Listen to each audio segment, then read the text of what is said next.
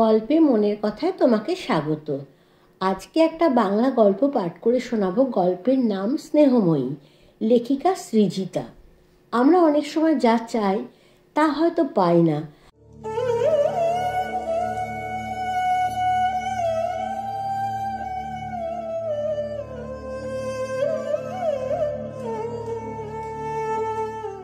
College জীবনে প্রবেশের পর থেকেই রতনের মনে নবযৌবনের রং ধরতে শুরু করেছিল।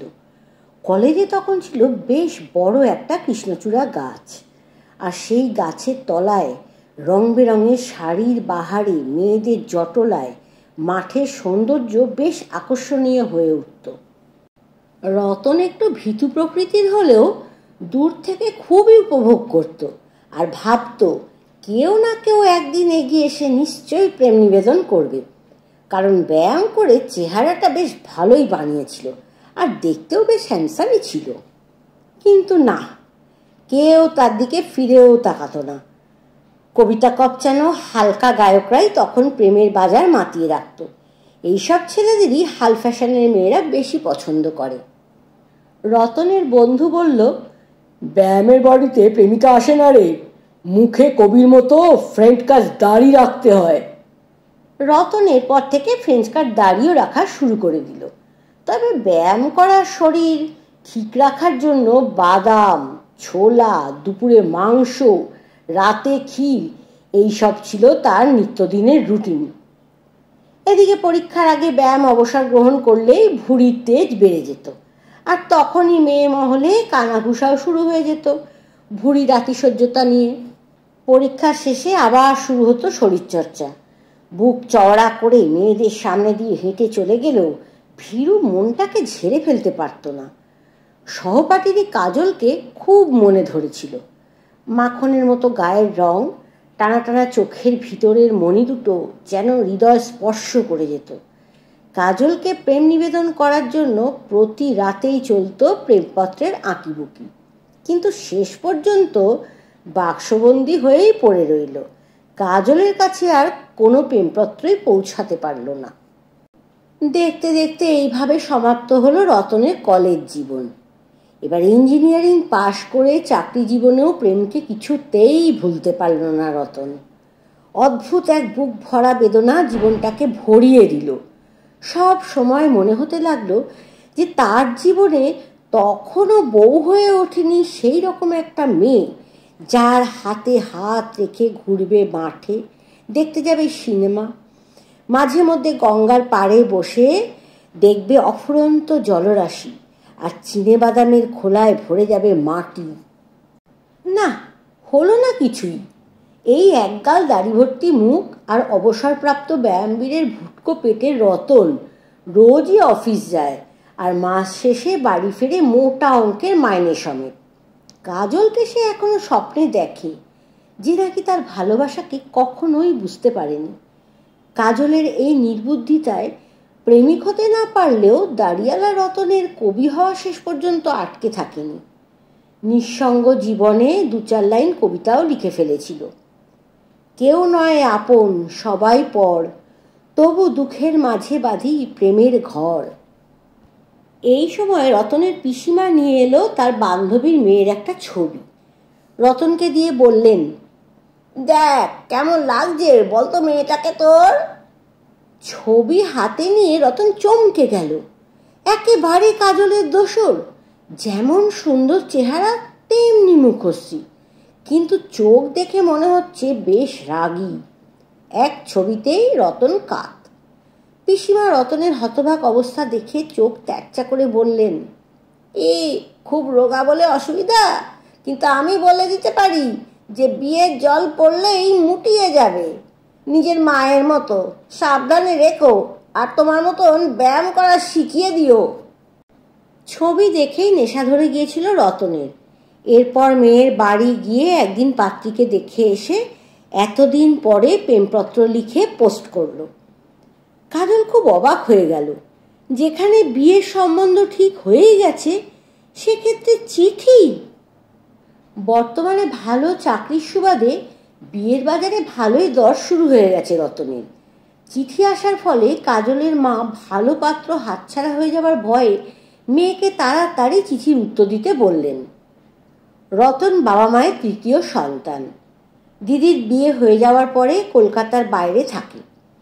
বড় ভাইয়ের নিঃসন্তান বউটা খুবই সাদাসিধা আর খুব ভালো গান গাইতে পারে।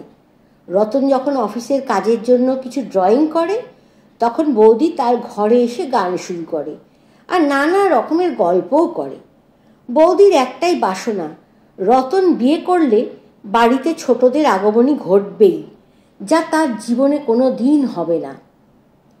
দিন পাঁচেক বাদেই রতনের চিঠির উত্তর এলো। চলে আসুন বাড়িতে। আমাদের বাড়ির পিছন দিকে একটা বেশ বড় ঘাট বাঁধানো পুকুর আছে, সেখানে বসে মাছ ধরতেও পারবেন। পুকুরের পাশেই আছে বকুল ফুলের গাছ। গাছের তলায় সুন্দর বেদিতে বসে থাকলে বকুলের সুবাস আপনাকে বিহ্বল করবেই। চিঠি পাওয়ার পরে ব্যায়ামবীর রতনের বুকে এলো প্লাবন আর গলায় এলো সুর। গুনগুন করে গান গাইতে গাইতে মনে মনে ঠিক করে নিল কলকাতার মধ্যেই প্রেমিক প্রেমিকাদের বিচরণ ভূমিগুলোকে, যেগুলো কলেজ জীবনে বন্ধুদের সাথে গিয়ে দেখত, সেইখানেই যাবে। প্রাক বিবাহেই রতনের বহু দিনের ইচ্ছা প্রেমের পর্ব শুরু হয়ে গেল। একটু লুকোচুরি লীলা খেলাই তো প্রেম জীবনের শুরু। কাজল তার বাবা মাকে রতনের সাথে বের হওয়ার কথা জানাতেই কাজলের বাবা মা রাজিও হয়ে গেলেন। রতন কাজলকে নিয়ে ট্যাক্সি ভাড়া করে প্রিন্সেপ ঘাটের দিকে রওনা দিল। ট্যাক্সিতে কাজলের কাছে যত ঘেঁষে বসতে চায় রতন, কাজল ততই সরে বসে। রতন বলতে বাধ্য হয়, প্রেমের ব্যাকরণে গায়ে গা ঠেকিয়ে বসতে হয় জানো না? প্রেম কেন? আমাদের তো বিয়েই হবে। প্রেম ছাড়া এরকম ড্রাই বিয়েতে আমার আগ্রহ নেই। আমি প্রেমের জন্য পাগল, বলতে পারো প্রেমের ভিখারি।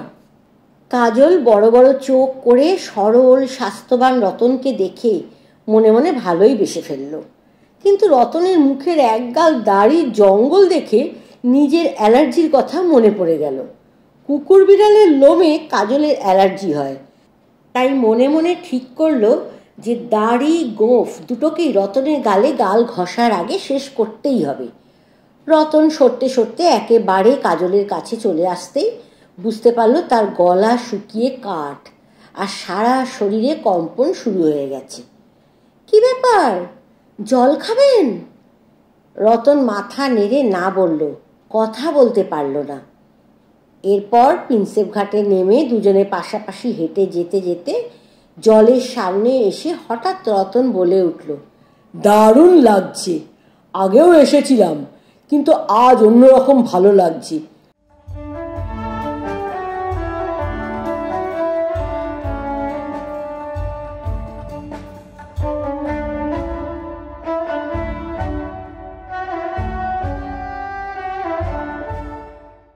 বেশ কয়েক ঘন্টা প্রিন্সেপ ঘাটে বসে থেকে এক রাস প্রেমের অনুভূতির আনন্দ নিয়ে রতন এবার বাড়ি ফিরে এলো। এরপর রতনের বিয়ে হয়ে গেল। স্ত্রীর অ্যালার্জির ভয়ে রতন দাড়ি গোঁফ সব সাফ করে ফেলল। বউ ভাতের রাতে রতনের শালা রতনকে কাজলের সাথে দেখে জিজ্ঞেস করল, তুমি কে গো? তোমার সাথে আমার বোনের বিয়ে হয়েছিল? বিয়ে করেই দেবীর চরণে দাড়ি গোঁফ উৎসর্গ করলে? কাজলের বাবা পাশে দাঁড়িয়েছিলেন। এদের কথাবার্তা শুনে সরে পড়লেন। কাজলের বাবা ব্যবসাদার মানুষ বলে রতন কিছু না চাইলেও মেয়েকে অঢেল জিনিসপত্র দিয়েছেন। এরপর রতনের সংসার বড় হলো ছেলের আগমনে। জল রঙে আঁকা ছবি যেমন জল শুকিয়ে গেলে জলজলে হয়, কাজলের রাগী রূপটাও তেমনি প্রকাশ পেতে শুরু করে দিয়েছে। এমনিতে খুবই ভালো মেয়ে, কিন্তু রেগে গেলে চিৎকার চেঁচামেচি না করে মাত্র অতিরিক্ত কাজে নিবদ্ধ হয়। এমনকি খাওয়া দাওয়াও প্রায় বন্ধ হয়ে যায়। রাগ ভাঙাতে গেলে কাজলের ক্ষেত্রে কেসটা একেবারে উল্টো হয়ে যায়, রাগ আরও বেড়ে যায়। ছেলে হওয়ার পরে রাগ আরও বেড়ে গেছে কাজের দাপটে, কারণ ছেলেটা প্রায় সারাক্ষণ কান্নাকাটি করে। দিনের বেলা যেমন, রাত্রেও তেমনি। গলা ছেড়ে এমন চিৎকার করতে থাকে যে বাড়ির সকলের ঘুমের দফা রফা। একদিন তো বৌদি বলেই ফেলল, আরে ছেলেটা এত কাঁদে কেন গো সবসময়? ব্যাস আর কি, চলল ছেলেকে নিয়ে সোজা বাপের বাড়ি। অথচ নিজেই ছেলের কান্নার দাপটে প্রায় রোজই রাতে পাশের ঘরে চলে যেত। তখন রতনকেই ছেলে সামলাতে হতো সারা দিন অফিস করে আসার পরেও। কাজল বাপের বাড়ি যাওয়ার পরে বেশ কিছুদিন রতন আর কোনো খবর নিল না। কিন্তু কয়েকদিন পরে খবর এলো কাজলের খুব জ্বর হয়েছে। আর মাত্র 3 দিনের জ্বরে কাজল এক রাতে চির বিদায় নিল।